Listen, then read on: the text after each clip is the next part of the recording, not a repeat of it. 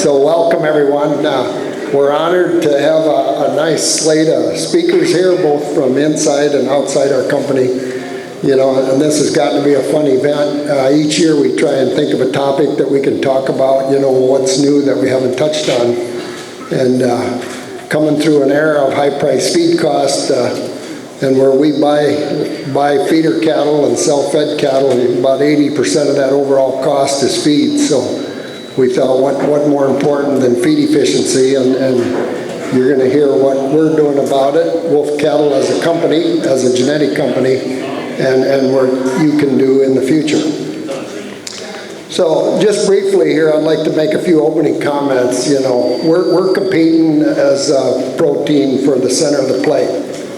And of course, them are rounded feed conversions. We try, and some cattle do better and some do worse, and sure that's true in all species, but we got our work cut out for us, you know, with limited resources in this world, and we want to feed a world that's demanding protein as part of their diet to compete with pork, chicken, and fish.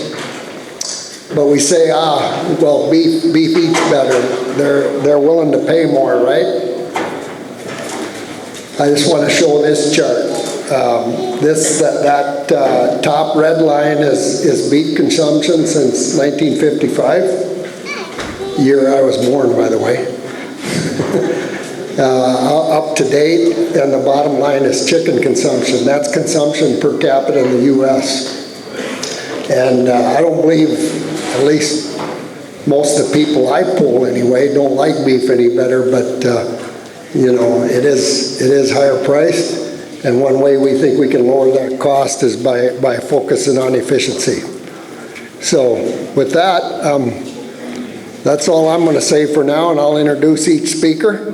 But we're going to start with my partner on the cattle feeding side, young man that's been with us over 2 years now, Nate Knoblauch, who's overseeing all our cattle feeding operations and buying and procuring out of the feeder cattle. Nate's my best story I like to tell. I told you he's been with us over a couple years, and Nate never come from a limousine background.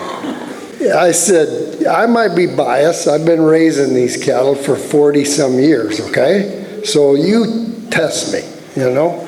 And we expanded our feed yards in Nebraska, and we needed more cattle to feed than what we could find limousine cross cattle to feed. So he's been buying Charolais cross cattle and Simmental cross cattle and some straight Angus cattle and Baldy cattle. And after comparing all those closeouts for the last couple of years, my story now is Nate's more sold on limousine cross cattle than Jerry's sold on limousine cross cattle. He believes in the efficiency of the cattle. Okay, once again, my name is Nate Knoblauch, and I kind of help oversee the Nebraska feed yards, and then I'll oversee our cattle procurement.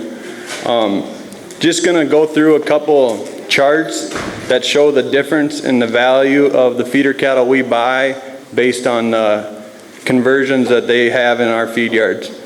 We'll start with just a simple background closeout here. As you can see, they're gap natural steers. Similar ration cost, $170 per ton.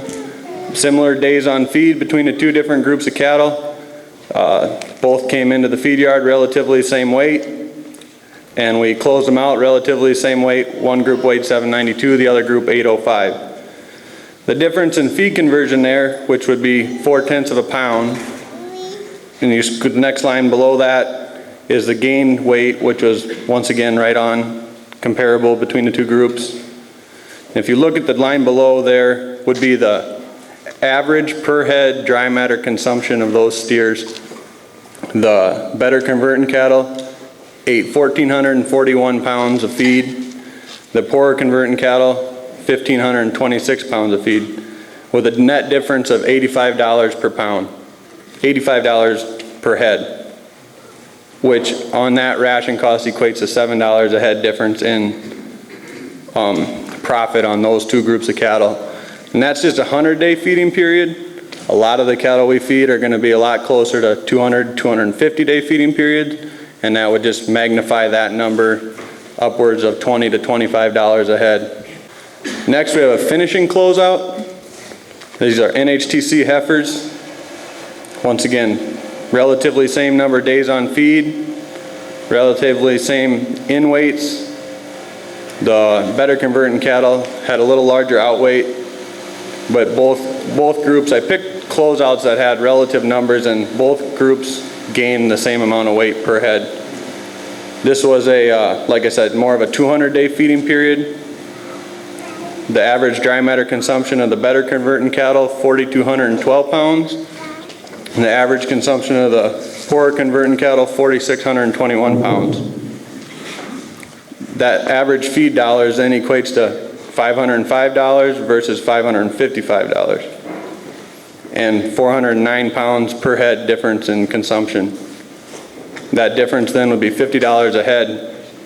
And these are just similar comparable closeouts, but we do have extremes where we'll have a set of cattle that convert 8.5 instead of 7.9, which then magnifies that number more over $100 a head.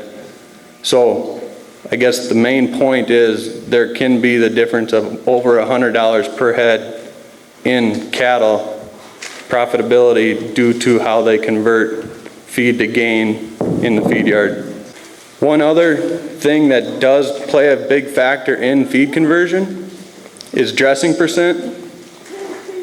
Here as Limousin breeders and feeding a large quantity of Limousin fed cattle, we pride ourselves in a dressing percentage of our calves versus industry average.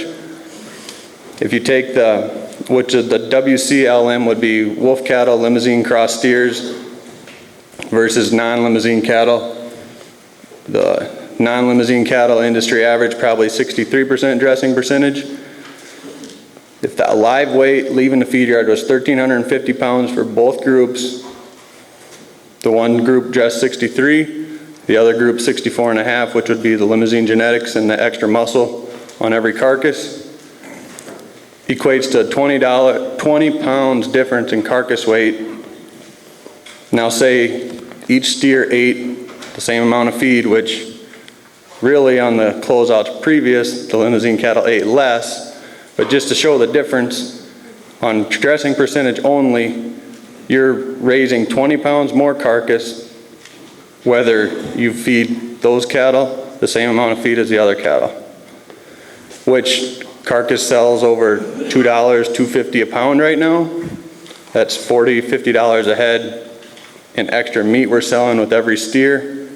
But also with the feed conversion aspect of it, we're selling 20 pounds extra meat on every steer, but we have not put $1 extra of feed in those cattle.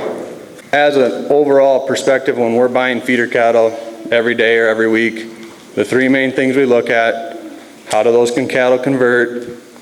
How's their carcass quality? What's their average carcass data been the last 3-4 years? And then their health statistics, which Robin and Lucas will talk more on carcass and health a little bit later, but that's just kind of what we see, what we look at every day, how we make decisions on our feed yards.